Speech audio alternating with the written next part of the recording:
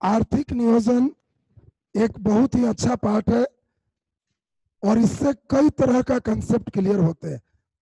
पहले सभी लोग को खूब हमारे साथ समझने पर ध्यान देना। टर्म है प्लानिंग। क्या आप लोग भी परीक्षा पास करने के लिए प्लानिंग बनाते हो? अब प्लानिंग कई तरह का है, सुनना ध्यान से। दो तरह की बात है। अगर मैं ही घर में सब चीज हूं तो उसमें तो भाई अगर हम मालिक हैं तो हमारी जिम्मेवारी बनती है कि घर का कैसा डेवलपमेंट मैं करूं। नहीं करूंगा तो सबके घर के लोग चिल्लाएंगे मालिक थे कुछ नहीं की। अगर घर में सब अपना अपना मालिक है तो मुझे क्या जरूरत है कोई प्लानिंग करने की। आप घर में देखे होंगे बूढ़े पिता सब बेटा अपना कमाओ अपना रखो, तो ये पिताजी कोई प्लानिंग नहीं करते हैं, चुपचाप पड़े पड़े खाते हैं और माला जपते रहते हैं। क्या जरूरत है इनको प्लानिंग करने का? ये लोग अपना अपना समझो। लेकिन यदि ये सभी बेटा कमा कमा के पिता को देता है तो पिता की जिम्मेवारी बनती है किधर खेत बिक रहा है खरीद दे, कौन सा तल्ला कैसे बना दे। ये बेचारे एक योजना बनाते रहते हैं, प्लानिंग करते रहते हैं। ये बात हमने क्यों कहा? हमारा देश भी इसी तरह से चल रहा। कुछ देश ऐसे हैं जहां बहुत कड़ा नियंत्रण है, जो होगा सरकार करेगी, और वो कड़ा नियंत्रण को हम लोग क्या कहते हैं? समाजवाद। समाजवाद में हर चीज सरकार तय करती है, जबकि पूंजीवाद जो देखते हो इसमें निजी क्षेत्र को बढ़ावा दिया जाता है, प्राइवेट सेक्टर को हम लोग बढ़ावा देते हैं, और जिसको जो करना है करो। इच्छा है कि जी बहुत पैसा हो गया वॉल्वो बस कर देंगे, यार खरीदो चला दो कोई दिक्कत नहीं। अगर समाजवादी में रहेगा पैसा है दे दो छीन लेगा वो, बस उस तुमको नहीं चलाना है, सब सरकार चलाएगी। दोनों में देखिए कितना बेसिक अंतर है। और इसीलिए आपको क्या लगता है प्लानिंग की जरूरत किसे है? पूंजीवाद को कि समाजवाद? किसको जरूरत है? पूंजीवाद को क्या जरूरत है? हर व्यक्ति अपना अपना, कोई बस चला रहा है, कोई ट्रक चला रहा है, कोई फैक्ट्री खोल रहा है, कोई कुछ कर रहा है, सब बेटा अलग अलग है। जिसको जो इच्छा है करे, तो ये फिर सरकार क्यों सोचेगी? और इसीलिए पूंजीवाद में किसी तरह की प्लानिंग पहले नहीं होती थी। ये लोग प्लानिंग के नाम से हंसते थे कि प्लानिंग, सरकार का काम घर बनाना तेल नमक बेचना नहीं है, सरकार का काम देश चलाना है। और समाजवाद कहता है पूरे देश का एक एक चीज सरकार का काम है चलाना। और इसीलिए पहला समाजवादी देश सोवियत संघ, जिसको रूस के नाम से अभी जानते हो, ये विश्व में पहली बार एक प्लानिंग किया है 1928 ईस्वी में। और प्लानिंग भी कैसा है?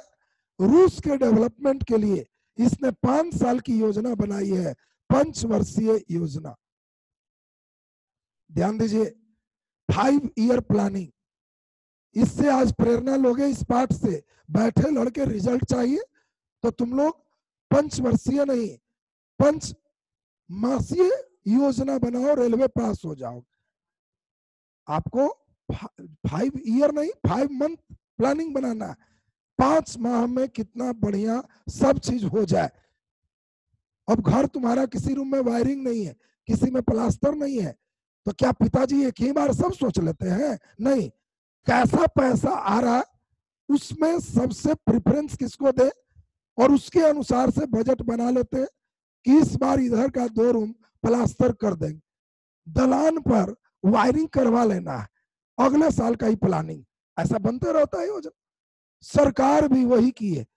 5 साल में एक प्लानिंग मुझे रूस को कैसे करना है, ये 28 में रूस तय किया। अमेरिका वगैरह हंस रहा कि देखो सरकार का काम, 5 साल में क्या करेंगे बैठ के सोचो। रहे अपने सब करेगा, सोचना नहीं, मैं नहीं सोचूंगा। ये पूंजीवादी देश कह रहा। और तुम्हें जान के आश्चर्य होगा 1929-30 ईस्वी में विश्व का एक इंपॉर्टेंट डेट है जिसको विश्वव्यापी आर्थिक संकट कहते हैं। वर्ल्ड में एक भयंकर आर्थिक संकट आया, पैसे की कीमत इतनी गिर गई, वस्तु इतने महंगे हो गए कि पूरे पूंजीवादी देश को जबरदस्त तमाचा लगा। अमेरिका से लेके जर्मन, इटली, सारे देश तबाह हो गए, वस्तुओं की कीमत काफी बढ़ गई। सोचो, आर्थिक संकट का मतलब, अगर रुपया मजबूत है तो पैकेट में पैसा, थैला में सामान। आर्थिक संकट आएगा तो थैला में पैसा, पैकेट में सामान।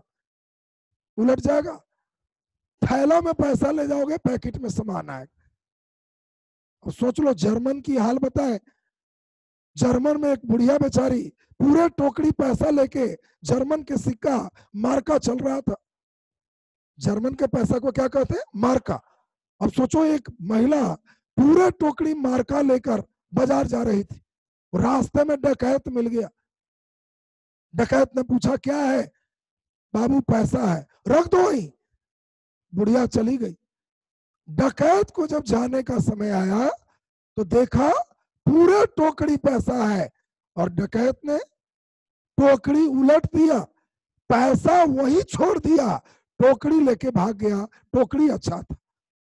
ये आर्थिक संकट। पैसे का क्या करोगे? आर्थिक संकट के दर्द को समझ लो। एक उदाहरण और, ये सब उदाहरण दे रहे ताकि इसके दर्द को अनुभव करो। अनुभव करोगे तो लेसन से जुड़ जाओ। जर्मन और कई देशों में स्थिति यहां तक थी कि जितना किलो पैसा दोगे उतनी किलो लकड़ी मिलेगी तो भोजन बनेगा। 5 किलो पैसा दो तो पैसा से तौल के लकड़ी मिल रहा था। तो कई लोग देश में, तुम ठीक सोच रहे हो, वही कर रहे थे। ये क्या जरूरत है लकड़ी लाने का, पैसे से ही भोजन बना लेते हैं। पैसा को जला जला के भोजन बना रहे थे। ये 29-30 है, कितना खतरनाक भेजे समझो। और अब थोड़ा सा जोड़ दे, जितने पूंजीवादी देश हैं सब लड़खड़ा गए, और उस आर्थिक संकट में रूस मुस्कुरा रहा था। अगर दुनिया में मुस्कुराने वाला कोई देश है तो रूस है। तुम अगर भारत का सोच रहे हो तो भारत अब इतना परेशान है कि जब हिस्ट्री पढ़ाएंगे तो यही 1930 में गांधी जी फॉर्म में आएंगे, सभी ने अवज्ञा आंदोलन शुरू करेंगे। इसके कारण तो भारत में आंदोलन शुरू हो, वस्तुओं की कीमत भारत में भी प्रभावित करेगी। पूरा विश्व प्रभावित है, और मुस्कुराने वाला कौन है? रूस। और दुनिया को कहा कि देखा, कह रहा था कि पहले से प्लानिंग बना के रखो, और तुम लोग है कि प्लानिंग क्यों बनाएंगे? समझ गया ना? बस 31 से पूंजीवादी देश भी कहा कि अब हम भी प्लानिंग बनाएंगे। और ये चैप्टर जो आर्थिक नियोजन देख रहे हो, पूंजीवादी और समाजवादी दोनों देशों में लागू होगी, लेकिन दोनों में अंतर रहा। बेसिक अंतर आपको क्लियर करें। जो पूंजीवादी देश थे, इनकी प्लानिंग निर्देशात्मक थे, और जबकि जो समाजवादी थे, इनके प्लानिंग आदेशात्मक थे। ये आप आदेशात्मक और निर्देशात्मक समझते हो? आदेशात्मक का मतलब समाजवाद आदेश देगा, ऐसा होना चाहिए, ऐसा होना चाहिए, ये नहीं करेगा, आदेश देगा। इसमें निजी क्षेत्र कोई कुछ नहीं करेगा, जो होगा सरकार की भूमिका होगी। और पूंजीवादी देश निर्देश देगा कि बाबू जिसको बस खरीदना है खरीद लो, कुछ और पैसा है, फैक्ट्री खोलना है खोल लो, हम निजी क्षेत्र को बढ़ावा देंगे और मेरा काम है प्रोत्साहन देना। यहां सरकार कुछ नहीं करेगी, प्रोत्साहित करेगी। कोई उद्यमी बहुत बड़ा फैक्ट्री लगाएगा तो सरकार उसको कहेगी वाह बहुत बढ़िया बिजनेसमैन, लो अवार्ड देगी। वो अवार्ड देख के दूसरा लोग कंपटीशन में आए, तीसरा आए, बड़े देश का विकास होगा। देखिए दोनों में अंतर है। समाजवाद का प्लानिंग कैसा होता है? आदेशात्मक, और पूंजीवाद का निर्देशात्मक। भारत की अब बारी आ रही है। मैं तो सीधे भारत पर पहुंचता भी हूं थोड़ा वर्ल्ड घूमने के बाद। जब तक वर्ल्ड की बात नहीं समझोगे, इंडिया नहीं समझो। अब बोलो, भारत में जो योजना बनाए जाएंगे तो हम लोग रूस का एक्सेप्ट करें कि अमेरिका वाला, कौन सा ठीक है? जिस समय आजाद हुए भारत ने कहा कि हम रूस मॉडल अपनाएंगे, पंचवर्षीय योजना, और हम लोग पंचवर्षीय योजना को अपनाए और अब इंडिया की कहानी यहां से शुरू कर रहे हैं। तो सभी लोग, उम्मीद है कि ये भारत वाले खूब बढ़िया से समझोगे। आपको मेन प्रश्न इंडिया से ही रहता है, वर्ल्ड तो केवल एक अच्छे परीक्षा के लिए और इंटरेस्ट के लिए मैं कह देता हूं। अब जरा सुने, जिस समय हम लोग गुलाम थे 1934 में ही विश्वेश्वरैया ने, आप देखोगे पटना में विश्वेश्वरैया भवन भी है, इंजीनियर थे। विश्वेश्वरैया ने एक किताब लिखा प्लान इकोनॉमी के बारे में, प्लान इकोनॉमी ऑफ इंडिया। अब बताओ, plan economy in India, Bharat में कैसा प्लानिंग करना चाहिए, इस पर गुलामी में 1934 में इंजीनियर विश्वेश्वरैया ने बहुत बढ़िया पुस्तक लिखा। और भारत में नियोजन के पहला व्यक्ति यही है जिन्होंने कोई प्लानिंग के बारे में सोचा। धीरे धीरे कई प्लानिंग आए, 1944 भी इंपॉर्टेंट, ये सब पीसीएस रेंज में पूछता है, रेलवे इतना डीपली नहीं जाएगा। 1944 में बम्बई में कई उद्योगपति आपस में मिलके एक प्लान किए, बॉम्बे प्लान। बॉम्बे शहर कैसे ठीक होगा, 15 साल की योजना कई उद्योगपति 8 मिल के बनाए थे, वो बॉम्बे प्लान के नाम से जाना गया। इस समय देश अभी गुलामी। अब आजाद भारत में सीधा इन करें तो जरा ध्यान से सुनेंगे। 1947 में भारत आजाद हुआ और हमारे प्रथम प्रधानमंत्री पंडित जवाहरलाल नेहरू प्रधानमंत्री बने। बहुत समस्याएं हमारे देश में थी, न तो सड़क है, न बिजली है, न भोजन है। आजादी के समय भोजन की भी समस्या है। हम लोग के यहाँ अनाज वगैरह इतने नहीं थे कि पूरे व्यक्ति खा सकते हैं। थोड़ा सा भी अकाल सुखाड़ हो गया तो लोग भूख मरते थे इंडिया में। बात समझ लो, हमारे यहाँ खाद्यान्न की इतनी समस्या थी, फैक्ट्री का नाम का चीज ही नहीं था।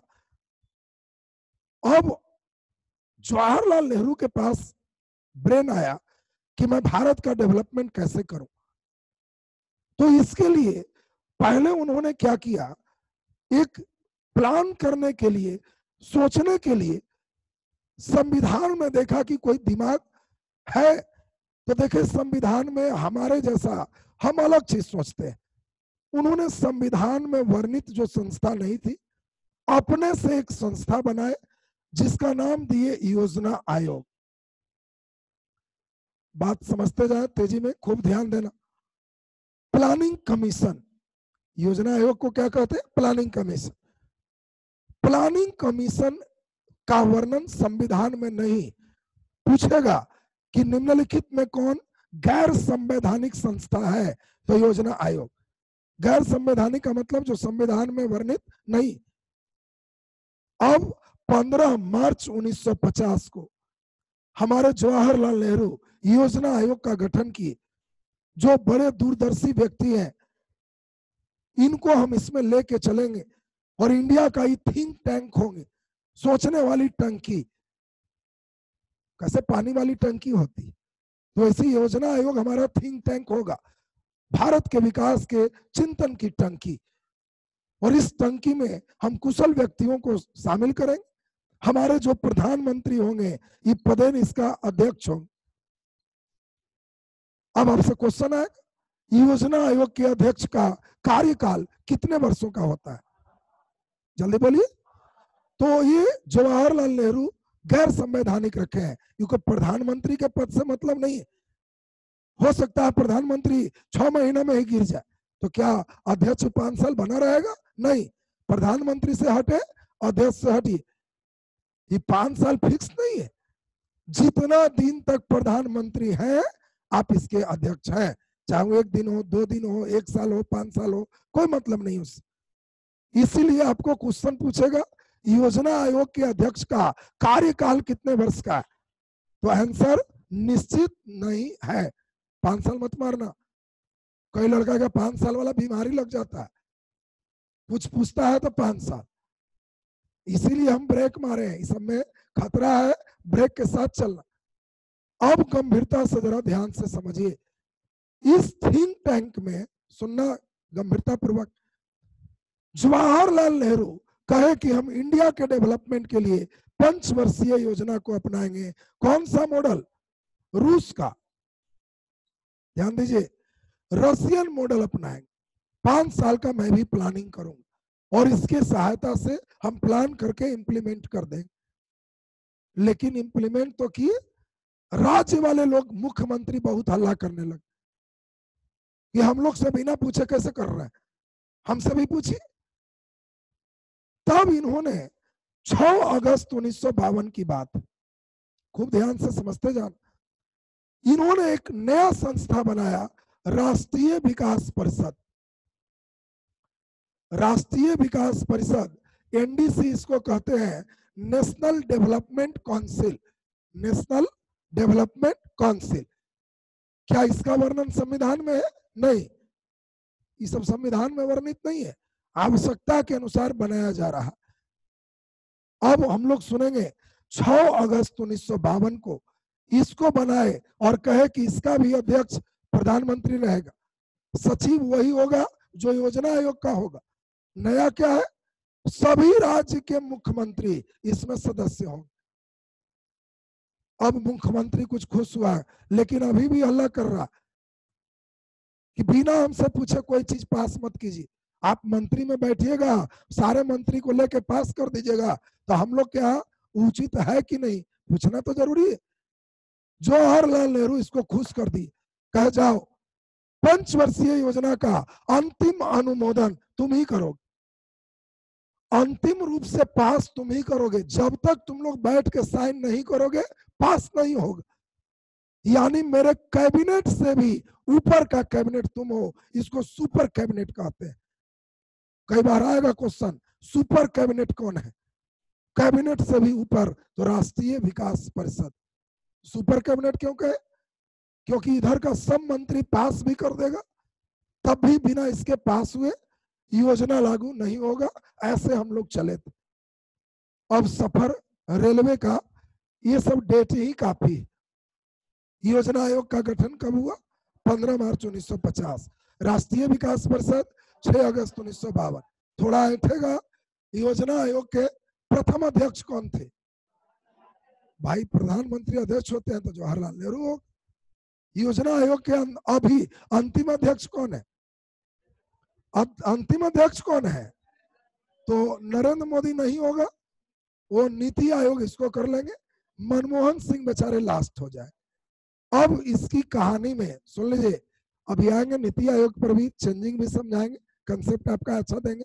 सुनिए, इसमें कंसेप्ट थोड़ा सा समझ लो। कांग्रेस ने पंचवर्षीय योजना लाया, जो सरकार कांग्रेस के फेवर का नहीं होगा वो बीच में हटा देगा कि सब बेकार चीज, हम अपना लाएंगे। जब कांग्रेस फिर आ जाएगा तो कहेगा क्यों हटाया, वो सब जोड़ो, फिर कंटिन्यू करें।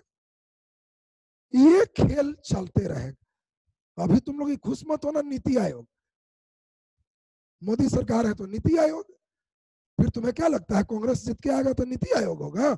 जिस शपथ लेगा, अनाउंस करेगा, नीति आयोग हटा के योजना आयोग होगा और 13वीं पंचवर्षीय योजना का कार्यकाल इतना माना जाएगा। ये 12वीं को लास्ट किया है ना, वो फिर जिंदा हो जाएगा। ये तो आप लोग को ध्यान रखना है, जिस सरकार ने इसको बनाया उसकी पार्टी बनती है तो ये कंटिन्यू होगी, नहीं बनती है वो हट जाएगा। बीच में हटते रहा। अभी डिफरेंस भी आपको ऐसे हम समझाएंगे, पहले थोड़ा सा और हम लोग ध्यान से सुने। अब यहां पर बात को समझना है, सुनो। अब योजना आयोग के द्वारा प्लानिंग शुरू हो गया, लगातार चल रहा, और योजना आयोग से ही देश का विकास हो रहा है। इतना डेवलपमेंट हुआ कि 11वीं पंचवर्षीय योजना में आप पढ़ोगे सबसे ज्यादा डेवलपमेंट हुआ, लगभग 7.9% ग्रोथ रेट था।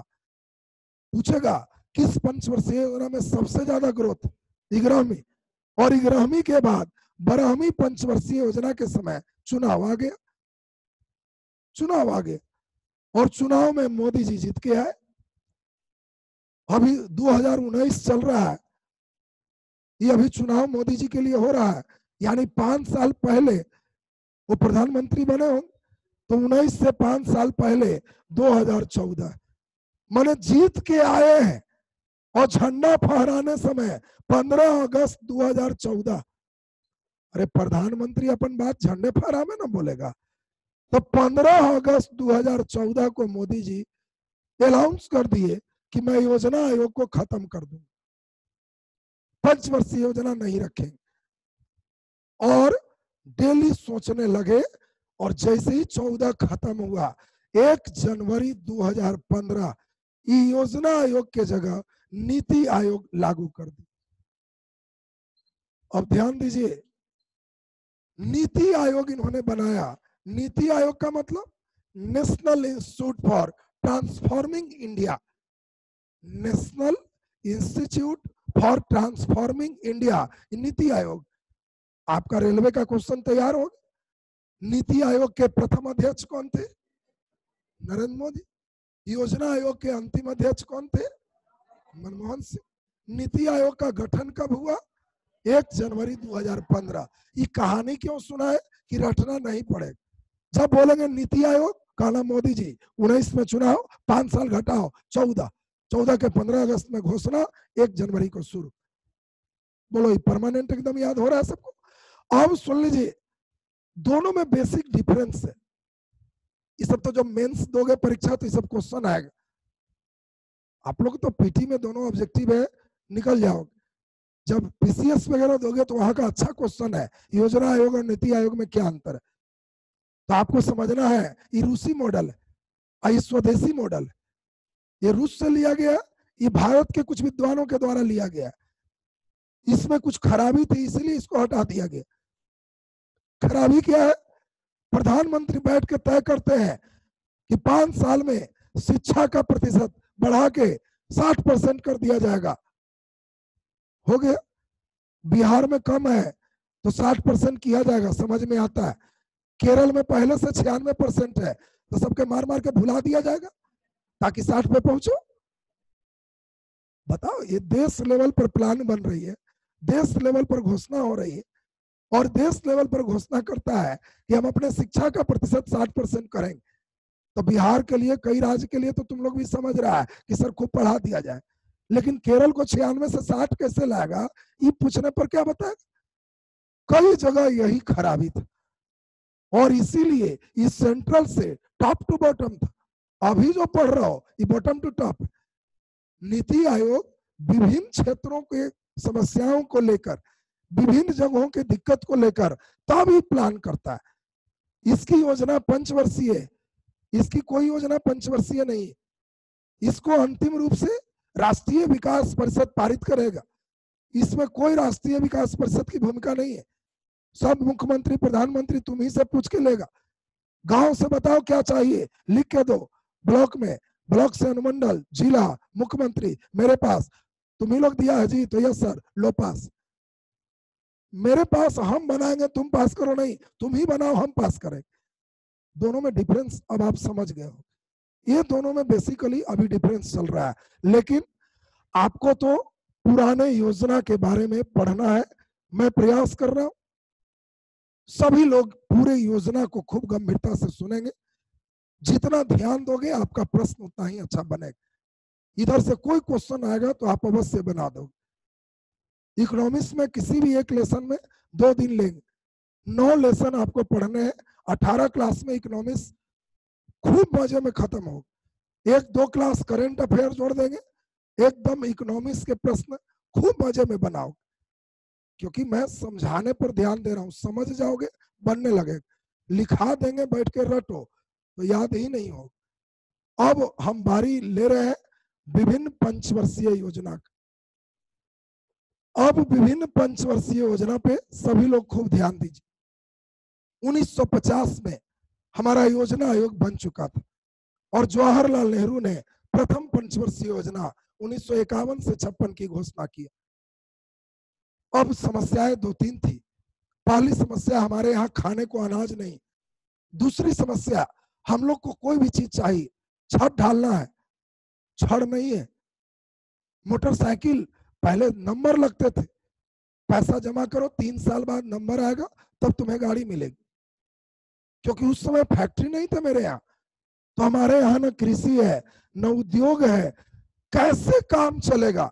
जवाहरलाल नेहरू से बहुत बड़ी समस्या से चल रहा कि हम कुछ पैसा जो देश में है किस में लगाएं, कृषि में कि उद्योग? सवाल तो उठता है। तो इन्होंने निष्कर्ष निकाला कि पहले आत्मा तब परमात्मा। फैक्ट्री लगा दे, घर बहुत अच्छा और खाने को थाली में कुछ नहीं, उससे बढ़िया है पेट फूल, छत उड़ा हुआ भी है तो गर्मी सह लेगा। इसीलिए उसको बाद में देखेंगे। पहला 5 साल हम सिर्फ और सिर्फ कृषि पर ध्यान देंगे। इसीलिए एक अच्छा क्वेश्चन आएगा, प्रथम पंचवर्षीय योजना में किसे प्राथमिकता दिया गया? कृषि। प्रथम पंचवर्षीय योजना के समय प्रधानमंत्री कौन है? पंडित जवाहरलाल नेहरू। अब जरा ध्यान से सुनते जाएं। तो प्रथम पंचवर्षीय योजना में जवाहरलाल नेहरू कृषि पर ध्यान दी। अब एक और समस्या आई, पैसा तो है, डेवलपमेंट कैसे करें? सब किसान में थोड़ा थोड़ा बांट दे कि सब खेती करे बढ़िया से, या हम कुछ ऐसा काम करें जिसमें सब किसान को फायदा हो जाए। दो बात है, तुमको मालिक बना दिए, अब पिताजी रिटायर किए, 6 लाख मिला और इनके 3 बेटा है, तो उनको बैठ के प्लानिंग करना है, 2-2 लाख तीनों बेटा में बांट दे, एक उपाय है।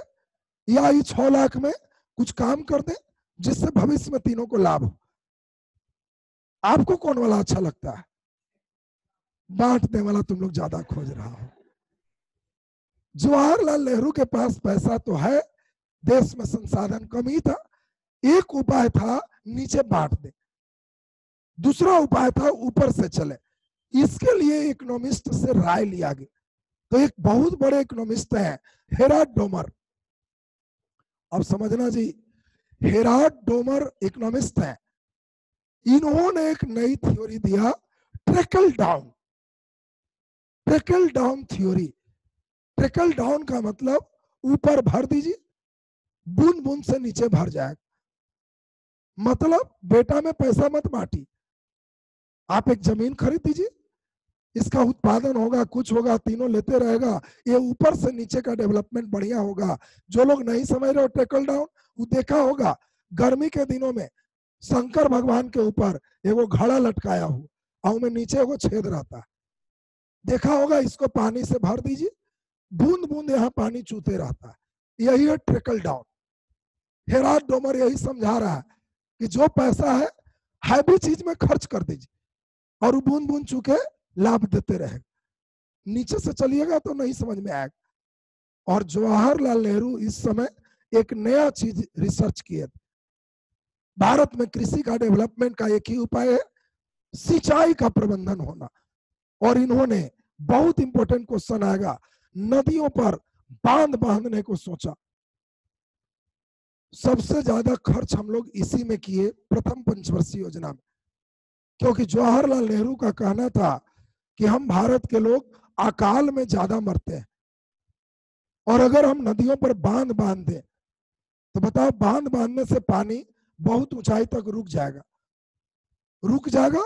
तो इसको अब हम लोग विभिन्न फाटक के द्वारा नहर से जोड़ देंगे जितने भी गांव हैं।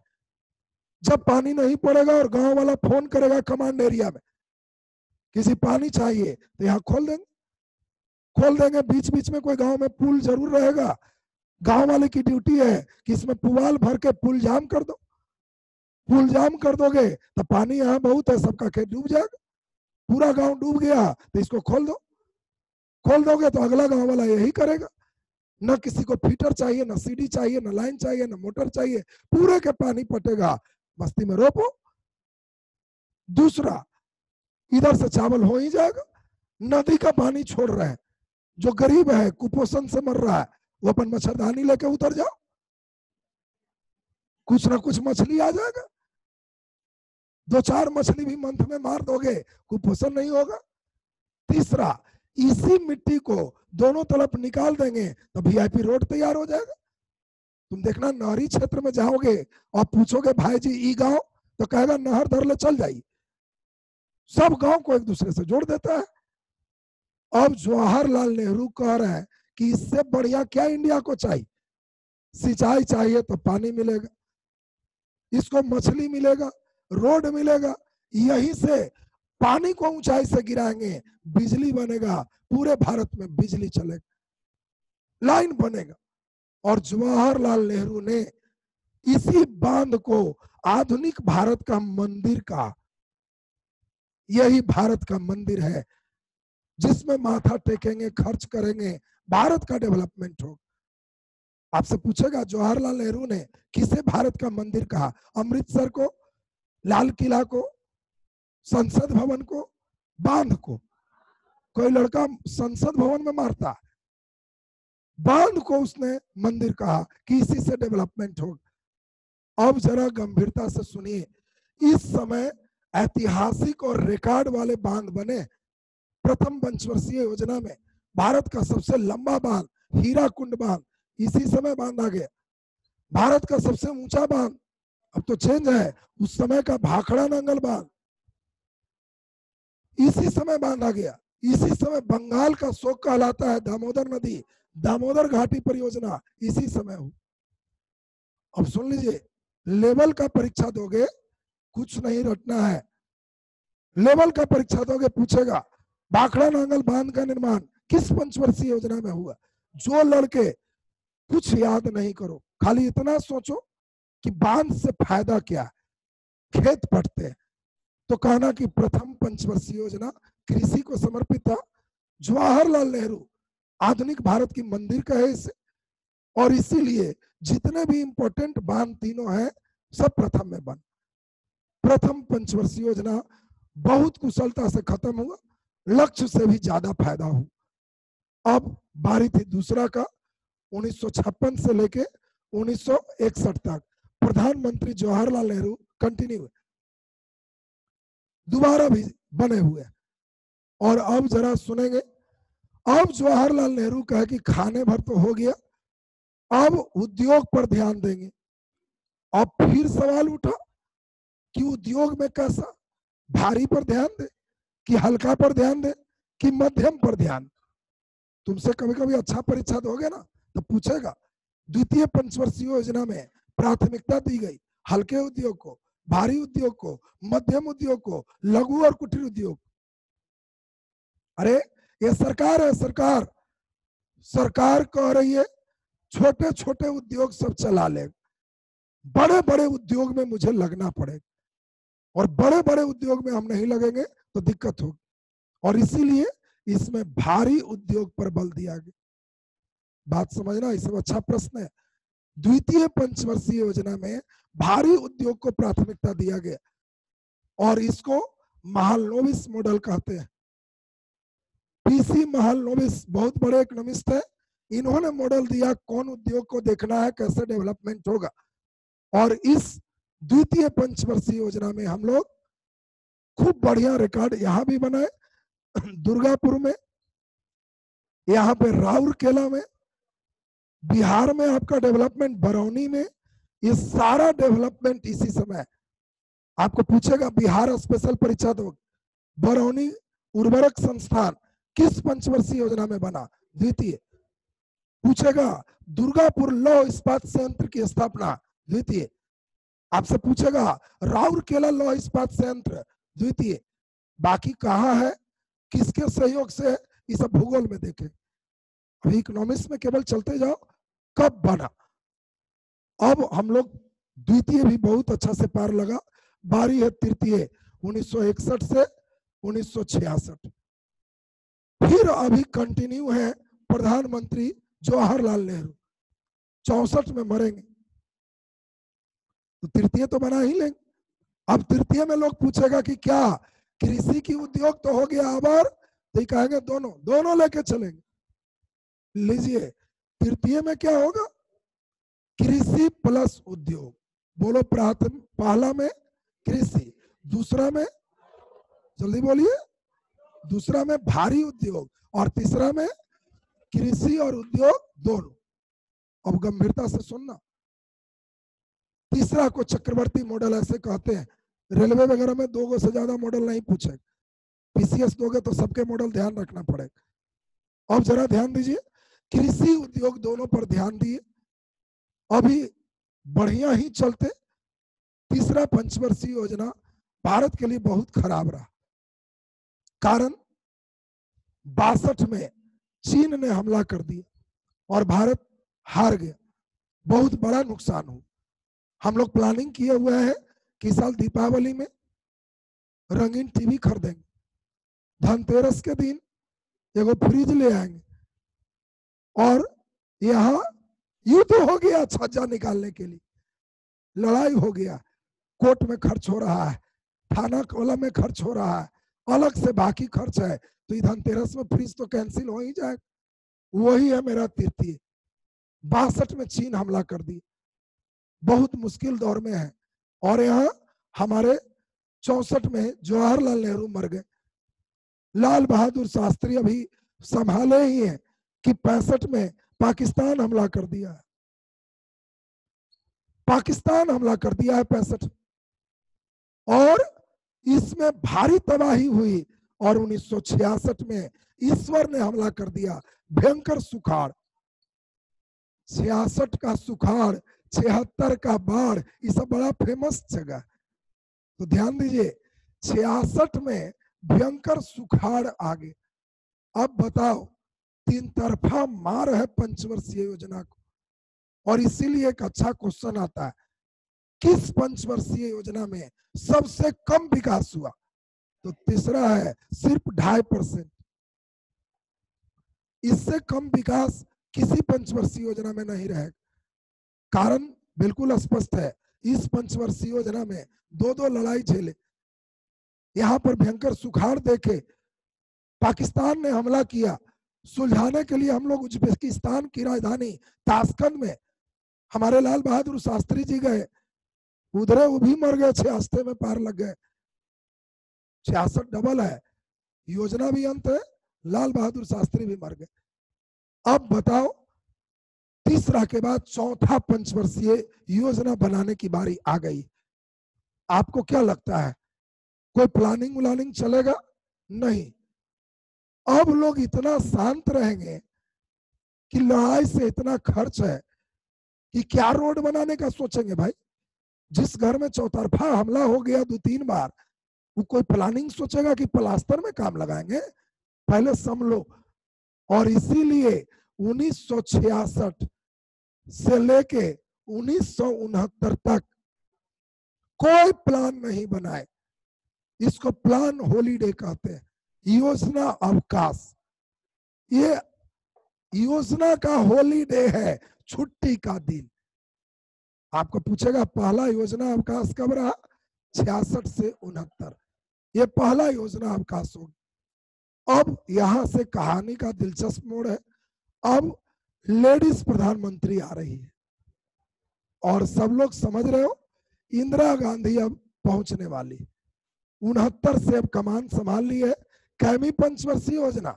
चौथी पंचवर्षीय योजना, ध्यान से समझना, चौथी पंचवर्षीय योजना अब इंदिरा गांधी चलाएगी। और इंदिरा गांधी बताओ 1969 से लेके कब तक होगी? 1974 तक। और 5वीं पंचवर्षीय योजना 74 से लेके 79 तक। अभी हम समझाएंगे 78 में कैसे खत्म होता है, उस बात पे हम आएंगे। पहले गंभीरता से समझना ठीक से। इंदिरा गांधी बड़ी कड़क छाप महिला थी, कोई कंप्रोमाइज नहीं। और इंदिरा गांधी इस समय एक ही चीज रखी थी कि हम अपना राष्ट्रीय आय और रोजगार बढ़ाएंगे। चौथी पंचवर्षीय योजना का लक्ष्य क्या था? कि रोजगार का बढ़ाना और राष्ट्रीय आय को बढ़ाना। इस समय इंदिरा गांधी बहुत बढ़िया 2-3 काम की। पहला सबसे इंपॉर्टेंट काम क्या है? 69 में जैसे ही हेड बनी, वैसे ही 2 सबसे महत्वपूर्ण काम की। पहला, देश के 14 बड़े बड़े बैंक का राष्ट्रीयकरण कर दी। इकोनॉमिक्स में आगे बैंक में समझाएंगे। जितने बड़े बड़े बैंक थे कहे कि सब सरकारी हो गया, आ जाओ इधर, पहले सब प्राइवेट जोन में चल रहे थे। और दूसरा, इंदिरा गांधी कही कि मैं भी अंतरिक्ष मैं सब चीज सिस्टम शुरू करूंगी। इसी समय इसरो की स्थापना, पिछला क्लास इसरो सुना था, अब आज जुड़ रहा है कि इंदिरा गांधी के समय इसरो स्थापित होगी। और इसी समय फिर पाकिस्तान 71 में हमला कर दी। इंदिरा गांधी के समय 71 में फिर पाकिस्तान हमला की, लेकिन इंदिरा गांधी इतनी कूटनीतिज्ञ थी कि पाकिस्तान का दो पार्ट था, एक पूर्वी पाकिस्तान बांग्लादेश और एक पश्चिमी पाकिस्तान इधर था, और दोनों मिल के बार बार डर रहता था कि किधर से हमला कर देगा। इंदिरा गांधी जान के बांग्लादेश के खूब उस्का दी कि तुम अलग हो ना जाओ, तुम्हारा कोई आदमी उधर प्रधानमंत्री बनता है तो नहीं, तो अपना बनो। तो इन लोग बीच में पूछने लगा कि जी हम अलग होंगे और मारने आएगा तब, अरे हम है ना, मारने आएगा हम हमला कर देंगे उस पर, तुम अलग हो जाओ। तो जी हो जाए, तो हाँ, तो हो गया। बांग्लादेश अलग होगी, पाकिस्तान का भयंकर हार हुआ, और सोचो भारत पाकिस्तान की लड़ाई हो और पाकिस्तान भयंकर हार जाए, यही 1971 में चुनाव था, जैसे अभी चल रहा है प्रधानमंत्री के लिए। 71 में चुनाव है, पाकिस्तान की भयंकर हार है, बांग्लादेश अलग हो चुका है, और इंदिरा गांधी नया नारा दी है कि मैं गरीबी मिटा दूंगी। सुन लो जी, बड़ा इंपॉर्टेंट है ये, आपको बहुत इंपॉर्टेंट नारा है, स्लोगन को ध्यान दो। 71 के चुनाव में इंदिरा गांधी कह रही है मैं गरीबी मिटा दूंगी, और गरीबी हटाओ का नारा जब दी, एक एक गरीब इतना खुश है। गरीबी हटाना, आप लोग पढ़े होंगे एक कहानी, ठिठुरता गणतंत्र। हरिशंकर प्रसाई लाल किले पर बैठे हैं और प्रधानमंत्री झंडा फहरा रहे हैं, रेडियो वाले बोल रहे हैं कि देखिए झंडा फहरते ही पूरे तालियां लग रही है। लेखक कहते हैं कि बहुत कड़ाके की ठंड थी, रेडियो वाले ने बोला तालियां लग रही है, और हम दाएं बाएं देख रहे हैं, सब अपना हाथ कोट के अंदर डाले हुए, ताली कोई नहीं मार रहा, लेकिन ताली की आवाज आ रही थी। दूर में देखा तो तालियां वही लगा रहे थे जिनको हाथ गर्म करने को कोट नहीं थे। ये अमीरों पर एक तमाचा है, जो अमीर होता है वो कुर्सी पर बैठ के हाथ ऐसे किए रहे, ये तो धन्य गरीब है कि उत्साह मना के ताली लगाता है। और लेखक कह रहे हैं या क्या, इंदिरा गांधी भाषण दे रही है और कह रही है मैं गरीबी मिटा दूंगी, मुझे चिंता हो रहा है, गरीबी मिटा दोगे तो ताली कौन बजाएगा। बड़ा चिंता की बात है, लेकिन ये तो उधर का सेक्टर था। अभी तुम समझ रहे होगे 71 का माहौल, 71 का माहौल सोचो, पाकिस्तान को हराने वाली, गरीबी हटाओ की नारा देने वाली, क्या इंदिरा गांधी को चुनाव में बहुमत मिलेगा कि नहीं? जल्दी बोलिए। प्रचंड बहुमत से जीती, आज तक इतने बहुमत किसी को नहीं आए, और इतना ज्यादा बहुमत आया कि इंदिरा गांधी सीधे अब हाईकोर्ट सुप्रीम कोर्ट से भिड़ रही, न्यायपालिका से सीधे टकराव। जज बोल रहा है दाएं तो ये कह रही है कि बाएं, इसको पूरा बहुमत है, जब इच्छा कर रहा है संसद का अधिवेशन बुला के बदल दे रही। जज कह रहा है कि तुमको पावर नहीं है, ये कह रही है 9वीं अनुसूची, सब पावर है, तुमको देखने का पावर नहीं। दोनों में भयंकर टकराव, और अब यहाँ गंभीर बनी, थोड़ा विशेष से समझना, सुनोगे गंभीरता पूर्वक। ये तो भाई चुनाव 71 में पंचवर्षीय योजना चौथी चल रही थी, इसकी घटनाओं को हम लोग देख ली। 5वीं पंचवर्षीय योजना जैसी आया, इंदिरा गांधी ने एक ही काम किया, गरीबी हटाओ का नारा दिया। और ये क्वेश्चन आपको एकदम रट जाना है, गरीब, रेलवे के लिए बहुत अच्छा प्रश्न है, गरीबी हटाओ का नारा किस पंचवर्षीय योजना में दिया गया? तो 5वीं पंचवर्षीय योजना। किसके द्वारा? तो कहानी तो मैं जान के सुनाया। गरीबी हटाओ का नारा देके इंदिरा गांधी 20 सूत्री कार्यक्रम बनाई, 20 डिजाइन का प्रोग्राम कि मैं गरीबी एकदम ठीक करूंगी। उसी बीच फिर समस्याएं चल रही थी, बांग्लादेश से शरणार्थी आ गए, बेचारी 71 में जीती, 72 में बांग्लादेश के शरणार्थियों की काफी समस्या थी, 73 में और 74 में बाढ़ सुखाड़ की समस्या आ गई। लोग सोच रहे थे गरीबी हट जाएगी, लड़के सोच रहे थे नौकरी लग जाएगी, और इंदिरा गांधी वही फेज था, लगातार 4 साल कोई बहाली वैकेंसी नहीं निकाली थी, लड़के भी फॉर्म में आ गए। और उसी बीच 1975 में इलाहाबाद हाईकोर्ट ने ऑर्डर दे दिया कि इंदिरा गांधी का निर्वाचन अवैध है, प्रधानमंत्री पद से हटाया जाता है। कारण था न्यायपालिका से तो एक पूरे टकराव में थे, जज अपना अंतिम ऑर्डर दे दिया और इंदिरा गांधी भी अपना अंतिम पावर लगा रही। इधर दूसरी ओर लड़के लोग अब जुलूस निकाल दिए कि बहाली नहीं निकल रहा है, गरीबी मिटाओ कैसे होगा। बिहार में जयप्रकाश नारायण के नेतृत्व में लड़के उन्हीं को नेता बनाए और कहे कि जी कैसे होगा। जेपी बाबू कहे कि सुनो बाबू, तुम लोग को हम नेता तभी बनेंगे जब हम जैसे कहेंगे वैसे करना। लड़कन कहा कि एकदम तैयार है। तू कहे कि हम केवल बिहार में नहीं पूरे भारत में इसको फैलाएंगे, संपूर्ण क्रांति का नारा दी। और तुम्हें जान के आश्चर्य होगा, 75 के हाईकोर्ट ऑर्डर के बाद जयप्रकाश नारायण और तमाम नेता ने कहा कि सब दिल्ली चलो, इंदिरा गांधी को हटा देना। आज तक दिल्ली के सड़कों पर उतनी भीड़ कभी नहीं हुई जो 75 के आंदोलन में हो रहा। आज तक उतनी भीड़ नहीं। आज भी कहीं किसी नेता का भीड़ लगता है तो 2 चीज दिखाए जाते हैं कि आज का भीड़ और ये देखिए 75 का भीड़। कारण था उस समय लड़के को दिल्ली उल्ली जाने का मौका नहीं मिलता था, और आंदोलन में मुफ्त का दिल्ली चल रहा है, ट्रेन फ्री है। सब लगे हाथ, कहा कि हो लो दिल्ली देख लेते हैं, फ्री का दिल्ली है चलो। इतनी सड़कों पर भीड़ हो गई कि इंदिरा गांधी भी घबरा गई। और सोच लीजिए 15 मई 1975 को इंदिरा गांधी अपना संविधान के जो लिखा हुआ था कि कोई भी आंतरिक अशांति में हम लगा सकते हैं आपातकाल, वो लगा दी और आपातकाल इमरजेंसी की घोषणा कर दी कि इस समय कोई जुलूस नहीं करेगा, भारत देश खतरे में है और कोई व्यक्ति रोड पर नजर आया जेल में डाल देंगे। जितने व्यक्ति थे सब नेता को जेल में डाल दिया गया। और इमरजेंसी 6 महीना रखना था। इमरजेंसी में चुनाव भी नहीं होता है। 71 में इंदिरा गांधी जीती थी, 5 साल बाद चुनाव कब था? 76 में। जेल के नेता सब इंतजार कर रहे कि कोई बात नहीं है, 76 में तो छोड़ोगे, चुनाव तो होगा।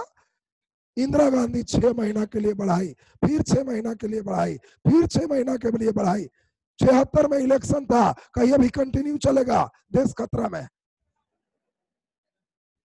21 महीने तक इमरजेंसी लगाए रखी। देश के लिए सोच लो क्या स्थिति थी। और 1977 में आखिर चुनाव का समय आ गया। एक इंपॉर्टेंट समय तुम पढ़ने जा रहे हो जो तुम्हारा जीके का बहुत महत्वपूर्ण क्वेश्चन है, क्योंकि आज तक 1947 में घटा लो 30 साल आजादी के हो चुके हैं, कांग्रेस छोड़ के दूसरा पार्टी कोई नहीं जीतता था। प्रधानमंत्री 3 बार जवाहरलाल नेहरू देख रहे हो लगातार उधर, दूसरा लाल बहादुर शास्त्री कांग्रेस से, इंदिरा गांधी कंटिन्यू कांग्रेस से। कांग्रेस छोड़ के दूसरी पार्टी आज तक प्रधानमंत्री नहीं बनी। और 77 का चुनाव अब हो रहा है। इमरजेंसी में जनता भी काफी तबाह थी, क्योंकि इंदिरा गांधी कोई साधारण डिसीजन नहीं ले रही थी। जो नेता है जेल में बंद, सबको जेल में बंद किए हुए, चिढ़ रही है कि गरीबी मिटाओ, ठहरो हम ठीक करते हैं। भारत का गरीबी ऐसे ठीक होगा? एक आदमी 8-8 संतान है, क्या गरीबी ठीक होगा? जब तक जनसंख्या कम नहीं होगा भारत की गरीबी नहीं मिटेगी। और इंदिरा गांधी उस समय इमरजेंसी में डॉक्टर लोग को टास्क दिए हुए, एक डॉक्टर कम से कम 20 आदमी का नसबंदी करो, भारत तब ठीक होगा। कई कई ऐसे लोग को पकड़ के नसबंदी किया जो चिल्ला रहा है मेरा शादी ब्याह नहीं हुआ, चलो चलो टारगेट पूरा होगा। सोच लीजिए इंदिरा गांधी भी कैसी लेडीज है समझ लीजिए। और अब आपको क्या लग रहा है, इतना कष्ट देने के बाद आपको क्या लगता है चुनाव में इंदिरा गांधी 77 में रायबरेली से लड़ रही है, क्या लगता है रायबरेली से जीतेगी कि नहीं? पहली बार लोगों ने समझाया लोकतंत्र क्या होता है। इंदिरा गांधी को लग रहा था कि लोकतंत्र नहीं राजतंत्र चल रहा है, मेरा खानदान कंटिन्यू चल रहा है, जनता किसे वोट देगी, ऑप्शन क्या है। और 77 के चुनाव में पहली बार ऐसा हुआ गैर कांग्रेसी सरकार का गठन हुआ। इंदिरा गांधी स्वयं चुनाव हार गई रायबरेली से, बेटा भी हार गए। बुरी तरह अब तक पहली बार हुआ कि कांग्रेस से सरकार वापस होगी नहीं। और तुम्हारा सबसे इंपॉर्टेंट ऑब्जेक्टिव क्वेश्चन है, प्रथम बार गैर कांग्रेसी सरकार का गठन कब हुआ? 1977। और महत्वपूर्ण बात अब यहां थोड़ा सा जोड़े, 77 में अब मोरारजी देसाई हेड बन के आए। पूछेगा प्रथम गैर कांग्रेसी प्रधानमंत्री कौन थे? मोरारजी देसाई। और शुरू हो गया कहानी, जैसे अभी नीति आयोग पढ़ रहा। मोरारजी देसाई 77 में आए और 1978 में कहे कि पंचमी पंचवर्षीय योजना को यहीं बंद किया जाता है। अरे जो कांग्रेस का रहेगा वो ना कंटिन्यू करेगा। इसीलिए अब आपका रेलवे में अच्छा क्वेश्चन हो गया, कौन सी पंचवर्षीय योजना 1 साल पहले ही समाप्त कर दिया गया? तो कहोगे याद आ गया, वही 5वीं गरीबी हटाओ, बेचारा अपने 1 साल पहले हट गया। बोलो याद हो रहा है सबको? और मोरारजी देसाई समाजवादी मॉडल पर इन्होंने एक अलग प्लानिंग बनाया, रोलिंग प्लान। रोलिंग प्लान को हम लोग हिंदी में अनवरत योजना कहते हैं। खूब ध्यान से समझना है आप, रोलिंग प्लान अनवरत योजना है। अब इन्होंने नया डिजाइन का प्लान बनाया कि हम एक बार 5 साल का नहीं सोचेंगे।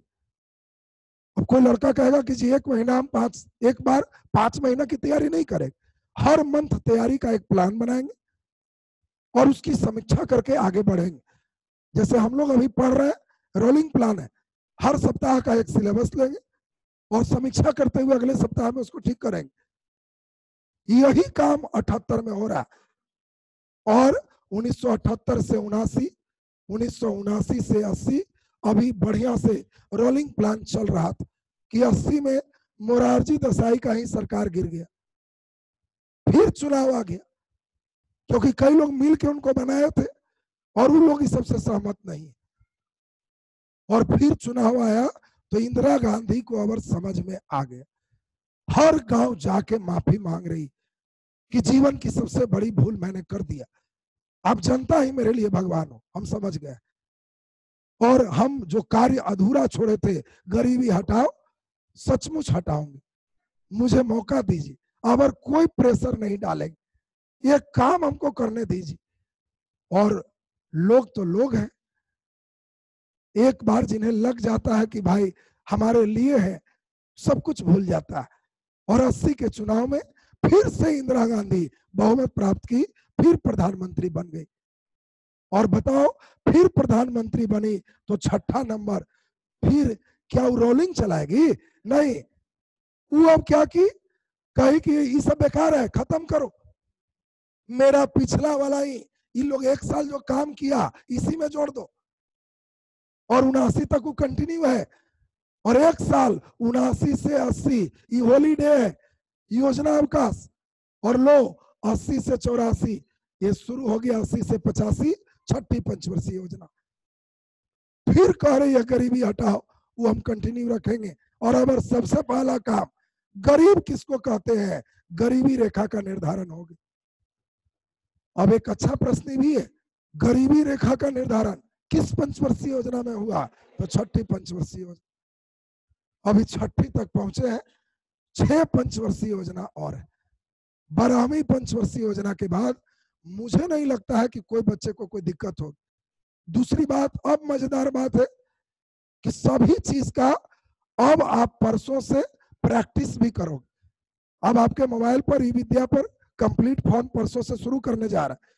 जो लेसन पढ़ाएंगे उससे लेवल 1 और 2 में क्वेश्चन देंगे, आप खुद से बनाओगे तब लगेगा कि जी अब एकदम कॉन्फिडेंस बढ़ रहा, और लेसन बाय लेसन आपका टेस्ट अभियान शुरू हो जाएगा। तो अब इसमें सुन लें, कई लोग थे फी वगैरह के लिए, चूंकि अंतिम मैं अपने अनुसार से ही विद्या को सजवा रहा हूं, उम्मीद है आज सज जाएगा। मैं हड़बड़ में कोई काम नहीं करता कि फिर आपको बोलूं आप परेशान। जब तक सब व्यवस्थित नहीं हो जाएंगे, आप निश्चिंत होकर पढ़ो। जब तक सब सिस्टम नहीं ठीक होगा, आपको पढ़ने में कोई दिक्कत नहीं है, सभी लोग को आराम से क्लास कंटिन्यू। जब सभी चीज व्यवस्थित हो जाएंगे तो आप इस व्यवस्था के अनुरूप अपना ढल जाओगे, ढल गए आपकी कंटिन्यूटी हो जाएगी। आपके तमाम परेशानी को भी हम समझ रहे हैं। कई लोग होंगे जो आर्थिक रूप से गरीब हैं, कई लोग कुछ है। हम अभी जो योजना चला ही रहे, मेरा एक सपना था कि गांव में कहीं बैठा हुआ सोया हुआ घर में है वो भी पढ़ सके, और इस सपना को साकार करने के लिए हम मोबाइल तक इस योजना को लाए। आज मुझे खुशी होती है, कई लोग को देखते हैं दुकान में ही बैठे हैं पढ़ भी रहे हैं, कई लोग देखते हैं घर में ही है परिवार के साथ उसको देख रहे हैं, कई लोग देख रहे हैं बाजार भी जा रहा है रास्ते में इसको देख रहा है। तो मुझे लगता है कि मैं अपने सपने को धीरे धीरे स्पर्श कर पा रहा, क्योंकि मैं इसी के लिए इस योजना को लागू ही किया था। जिनके पास मोबाइल नहीं थी, हमारी योजना था कि वो लोग के लिए क्लासरूम भी हो। हर बच्चे के पास मोबाइल और नेट नहीं होता है, कई के गार्जियन भी प्रोवाइड नहीं करते। तो हम योजना बना रहे थे कि बिहार के सभी जगह एक स्टडी सेंटर भी हो जहां बच्चे पढ़े भी, और दोनों रूप धीरे धीरे बहुत सकारात्मक चल रहे हैं।